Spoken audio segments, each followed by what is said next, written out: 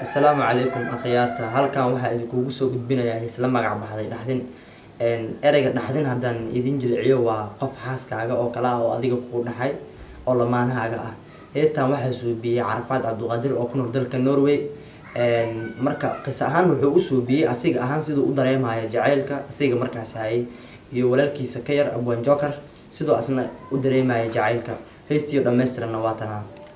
dhaqankeeda taan la dhacayay dhameys dumaray taan ku dhaartay dhirta ubaxa leh taan u dhigayay dhalad quruxay dhiiranaanta inta kula dhigan waad ku dhaafto dhista aqalkiyo tir dhaxaadkay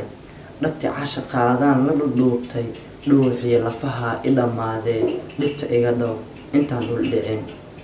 dhaqsi soo dhoof dhabta igu qabo dhaqankiyo hidihiyo dhaanta ila dheel dheexa asalkee aan ku dhaatay dhexda soo xiro dhaxdin ii noqo dhawaqaada idhex guuxo dhimirkii maskaxdu dhex jibaaxsho dhaguhuna dhugashada uga dhiiran dhibic roobiyo dhul barwaaqa dhul biyo dhigay dhirtu fiiday dhudi bilicda nafta uga dhigan